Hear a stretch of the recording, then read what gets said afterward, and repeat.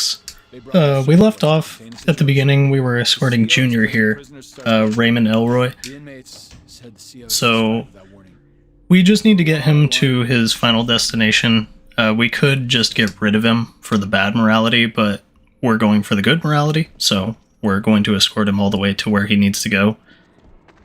So for about the next 30 minutes or so, we've got him taped to us, and we need to make sure that he lives. It's kind of easier said than done at some points, just because certain enemies can absolutely shred him as well as you.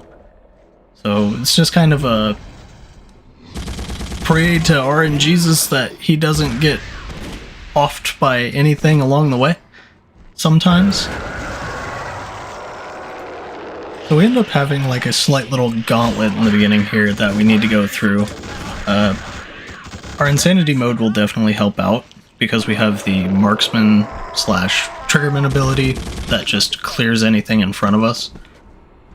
So we're definitely going to take advantage of that, especially whenever captains show up, because that'll be the only way that we get rid of them.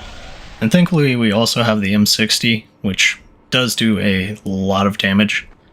It doesn't have a ton of ammo, unfortunately, but what little ammo that it does have is really, really powerful. So we're just going to be on the lookout for anything that pops up, trying to take it out before I can hit Elroy here. He's rather durable, thankfully, but things can still take him down. So we don't want him to take hits that are unnecessary, so it will certainly help to kind of just deal with everything as it comes as quickly as possible. Also get lit on fire, unfortunately, but we do regenerate up to around half.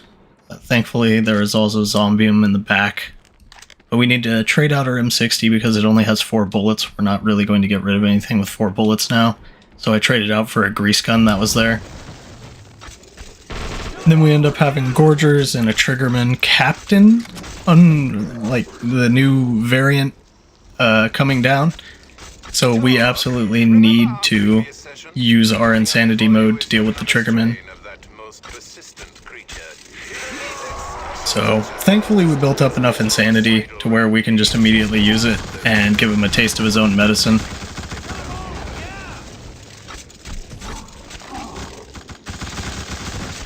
Otherwise, that part would have been probably a bit more annoying.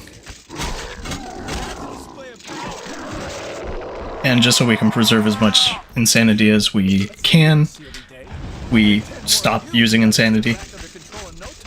But we do still need to worry about the Triggermen. There's going to be quite a few of them. If you get close, they'll shotgun blast you to the floor, of course. And if you're far away, they'll hit you with scorpions. So, definitely don't want that to happen too much. But in this chest here, we have shotgun refills, so it's really good that we get that. Shotgun's really effective against Gorgers, so we can use that to our advantage. But there will be suppressors up on the catwalk. We want to make sure to get rid of them as soon as we can, because they will shred Elroy. We definitely don't want that to happen. So anytime you happen to see a light coming down from up on the catwalk, just throw a shrapnel grenade if you have them. If not, your next best bet is to just fire away, honestly. Suppressors are really tanky, so you need to unload whatever you can into them, but shrapnel grenades, I've come to realize, are probably one of the best methods. But here we just have the little ammo quirk where if you don't have enough missing ammo, you can't pick up ammo, so it's kind of I mean, it's just one of those things that you have to deal with. So we just empty our shotgun enough until we can use it. But there, that suppressor actually didn't get destroyed by a shrapnel grenade, which is rather impressive. It completely just eviscerated the Slayer that was with him, but didn't take him out. So, kind of unfortunate, but I had to use a second shrapnel grenade. But the second one did thankfully take him out. And we do have more Zombium in the locker. For those who have seen it, this is actually the prequel part. Again, since we're in Eastern, we're back in Eastern again. We are going through what the prologue was having us go through. I never understood why you wouldn't just play along. I offered you everything, respect, wealth, power, but you chose her. Now, I love So yeah, Blackmore is kind of a jealous man and doesn't want you to have any ties that aren't him. So, just another alluding to the title. So, he ended up getting rid of Carmen, as most people are probably aware at this point if they've been watching the rest, but he kind of just taunts you the entire way through the story. It's a given. He is the main antagonist. But we're just going to keep escorting Elroy. Watch the ceiling in this room because they catch me by surprise, but there are slayers, well, a slayer on the ceiling. I suppose they're trying to spook you, but if you hear the little pitter-patter, you'll know he's up there. And again, there's another M60 in the locker, so I switch out the grease gun for the M60. I just feel like the M60 does more than the grease gun. Grease gun's high rate of fire, but it's kind of like death by 1,000 cuts.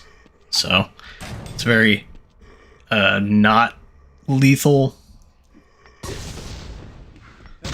And there, the suppressor again just grenaded it. Could have probably used one shrapnel grenade and then just taken it out with the M60. Would have saved a grenade, honestly. But again, ammo quirk that we have in this game, you have to have a certain amount of ammo missing before you can pick up another amount, so I will be emptying my shotgun to make room for more shells. Just something that you have to deal with. I don't know if it's particular to the PC version, which is what I play on, but that it was just something that I had to adjust for. So there is another suppressor down here, and Elroy decides, hey, I'm gonna go walk right in front of it and start shooting it. Like a genius. So before he gets shredded, I decided, the hell with it, I'm just gonna blast the damn thing with the M60. Junior decided it was a good day to die, I guess. And really wanted to die. So we had to save his ass before he got Swiss cheesed. But now we're gonna have 2 triggermen. We basically want to take the aggro for Junior, because we don't really know exactly how much health he has, so I don't want him to take the hits. I can take the hits better than he can, or at least I can take the hits and know how much I have left to take. So I just find it better to kind of soak any amount of aggro from these guys that I can, and then take it away from Elroy.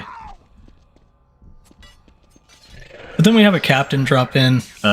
We don't have enough insanity to really do anything, so we're just gonna let him summon his little guys. In all honesty, I probably should have saved the shrapnel grenades for if I happened upon any suppressors later, just because the shrapnel grenades are super good. But there are more suppressors eventually. And here, Elroy was kind of like, hey, I want to hug him, so I had to give him a smack, which I figured he'd live through, but at the same time, it's just classic dumb NPC logic that does things like that. It was just more of a hope that he doesn't die from getting socked in the face by my insanity form. So, he ended up doing that, and that's good, so we didn't kill him.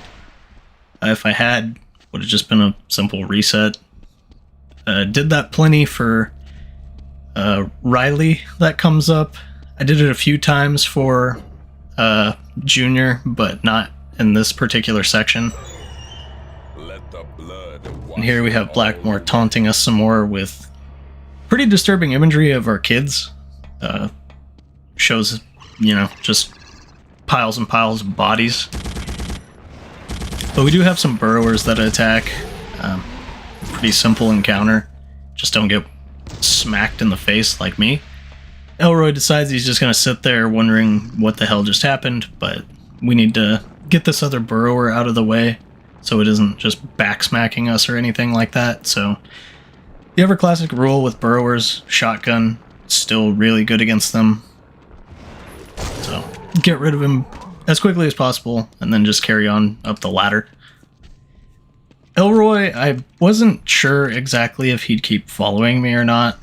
He kind of just did his own thing a lot, honestly.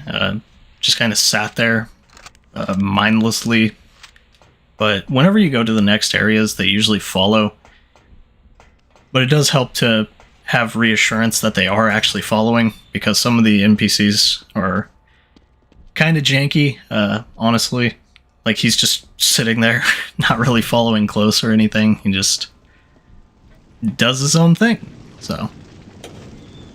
But we want to open up the shutters downstairs, and we want to be prepared for a bunch of shit, honestly, because there's going to be a lot of suppressors in the next area coming up.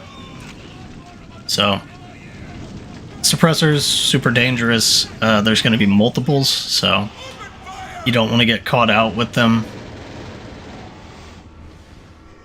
So, we have these two guys. This part actually took a few attempts, because as you can see, I only have one shrapnel grenade, so wasn't good, but I did eventually take them both out. And yeah, sometimes they have the unique death animation where they just start firing wildly. It's really bizarre, but kind of interesting detail. I think it's if you shoot their heads off or something like that, but we wait for Elroy to get in here, and then I just hit the button again, shuts the shutters. I'm pretty sure that's just for if you sneak past the suppressors, but I just took them out, so Elroy didn't really have any worries. And then there's this guy just sitting there screaming at us while a suppressor is blasting his ass, which was kind of funny.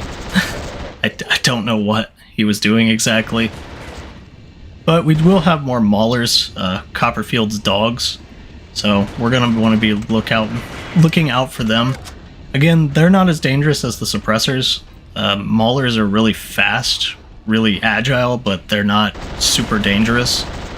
But we will take advantage of the fact that we have like chest height cover here and get rid of the one suppressor as Elroy runs through the room to start shooting fucking boxes for some reason while bullets are just flying everywhere. I have no idea what the hell Elroy was doing half the time, honestly. He was just in his own little world. And there's a Gorger behind that set of bars enjoying its manwich. We're just going to leave it alone and go answer the phone that has the creeper.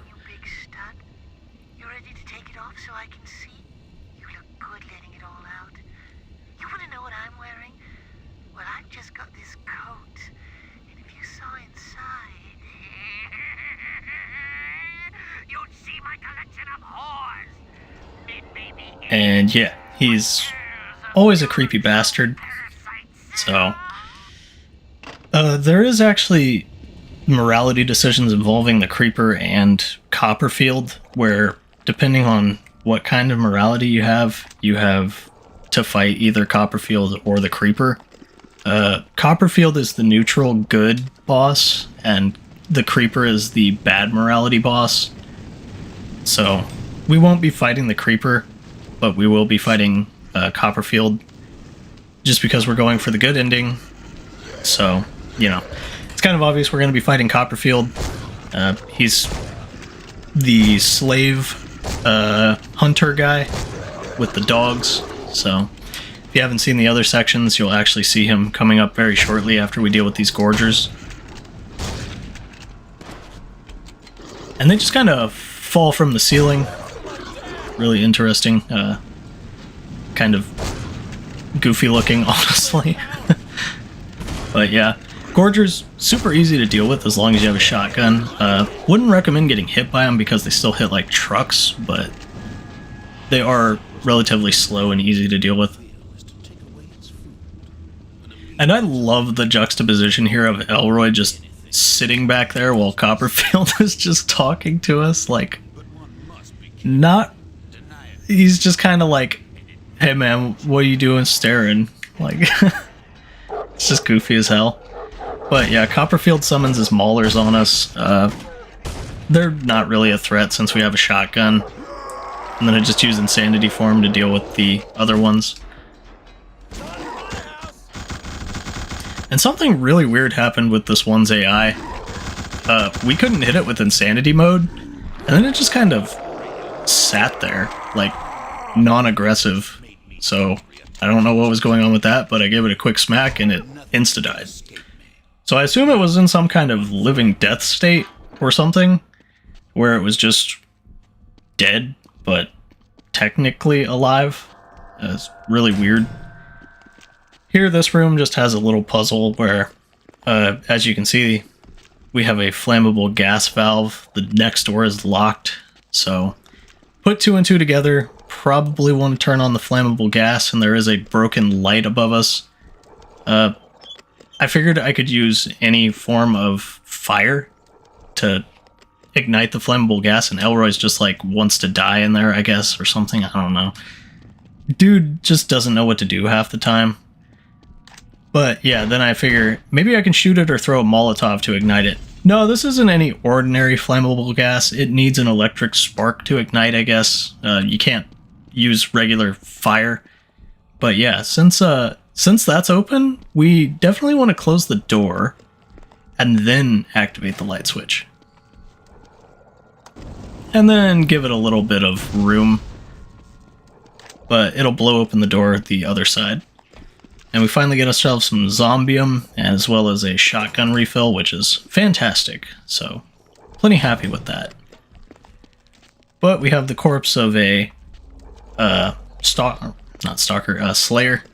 and we can just carry on to the next part.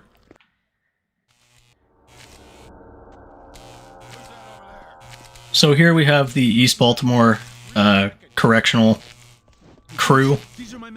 Just a bunch of the staff, and since we have Elroy, he can kind of vouch for us. So, really good that we have him. Just makes the guys, you know, non-aggroed. Since we are technically in a prisoner outfit, we look kind of suspicious. Definitely makes sense, I mean, honestly. And they do recognize us, so kind of interesting.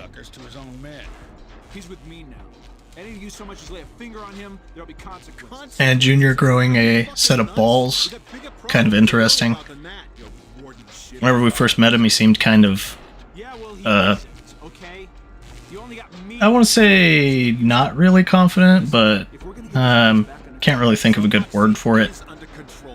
He seemed kind of timid, kind of not really ready for the leadership role, but he is still the warden, so he is the leader.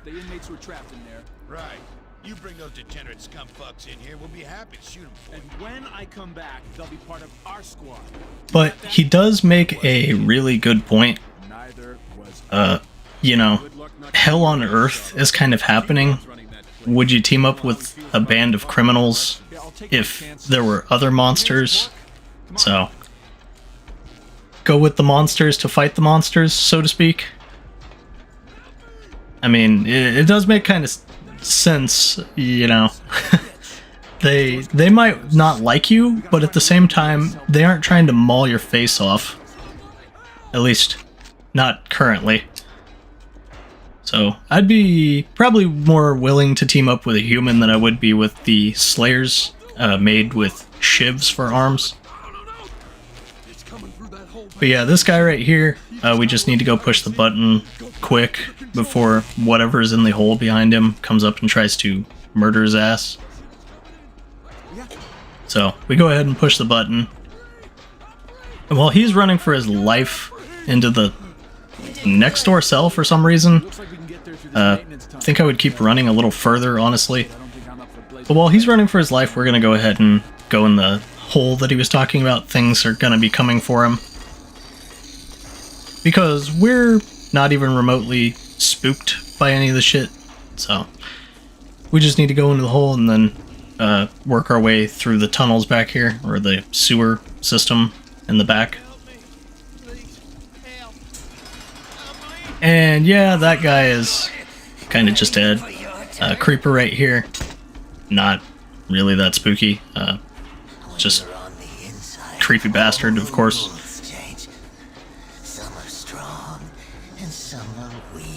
But we will be up on this catwalk. We just want to avoid the steam and be prepared for some stuff to attack.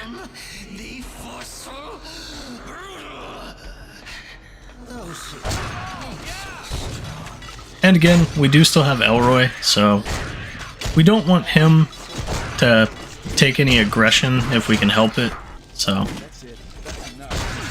we're definitely just going to try and take everything out as quickly as we can. Elroy just loves his steam bath, I guess, so he's going to sit in the middle of it. Kind of a genius. Their AI isn't exactly the smartest on the planet, but it was from 2005, so cut him a little slack, I guess. Elroy in particular, it just seems to be rather tanky, so I'm okay with him taking a bit more damage. I don't know particular health values, if there are any, but Elroy in particular seemed to be able to tank quite a bit more. Riley later on wasn't as sturdy, I feel, but yeah, Elroy, I definitely like him as a character. He's definitely seems to have like a decent head on his shoulders. He's not really, you know, he doesn't really see black and white. He just kind of sees, we need to kind of band together to not die. So, you know, he's kind of thinking more logically in the fact that, yeah, they're criminals, but at the same time, they're not fucking literal monsters. So, I kind of like his whole character in the fact that, you know, he does give people a chance. Guess he knows when to back a winner. Shit, fool. You working in Easton and think you some kind of winner? What, your mama told you that? And the dialogue is kind of funny. Warden never did understand the way things are around here. Fucking CO's never liked his ass, though.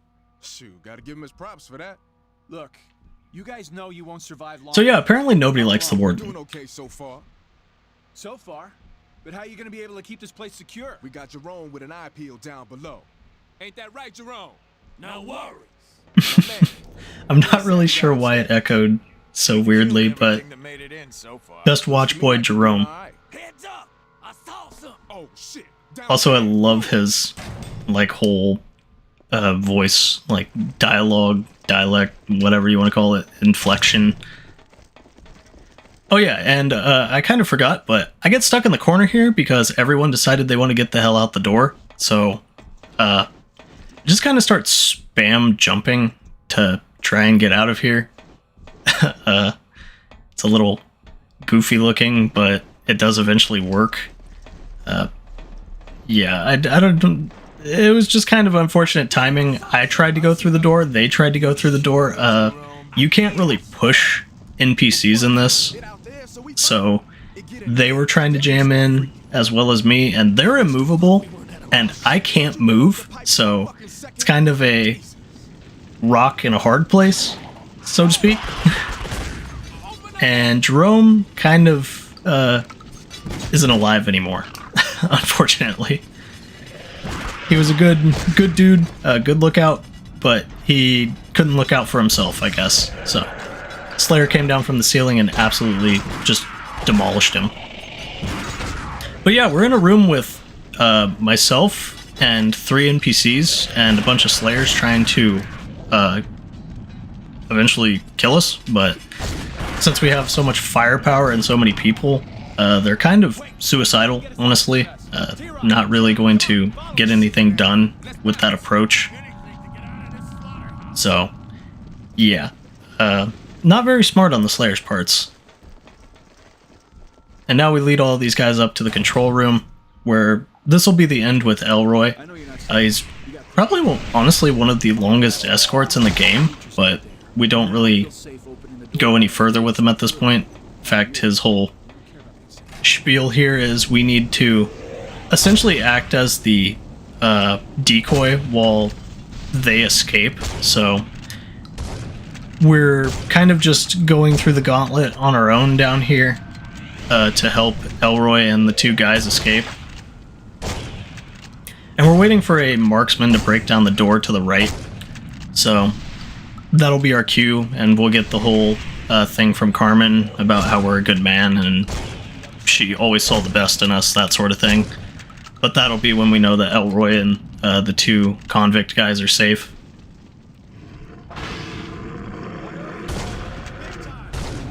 And with that, we unlock the Cataclysm attack, which is our best insanity move.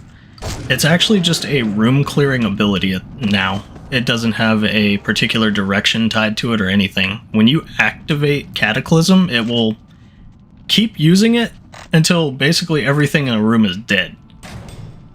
It's super good against large groups of enemies and really, really good in basically any room. The radius of it is ridiculous, the power of it is ridiculous. Anytime you have insanity, you can use it, and you can just absolutely blitz a room. But here we have the return of Miles. He's trying to give us the talk, because he knows the truth of what's been happening with Torque. So, we're gonna go upstairs and have the talk with him. He's definitely gonna try and figure out what exactly is going on. Meanwhile, Killjoy is kind of telling us, you know, the whole "you can't trust yourself, then how can Miles trust you" kind of talk. But yeah, we're gonna go into the room with Miles, have a bit of a cinematic moment while he talks to us. Right there, boss, snap this hammer down. It's been years, man. Years I've been trying to get the straight word on Blackmore. And what the fuck is up with you, my man? First I hear this. And obviously he's very upset with us. He kind of telling us the guy down in the basement in the last parts, where he was telling us, "I can't believe you hired me to, or hired someone to, and then died." So same thing ends up happening to Miles, so it seems kind of suspicious that both of them die before they reveal the truth. But Blackmore is also giving us a taunt, so we're going to go downstairs and then be on to the next part, where we'll get introduced to Riley and the Isolationists. So let me know what you guys think, and have a good one. Time to see how low you can go.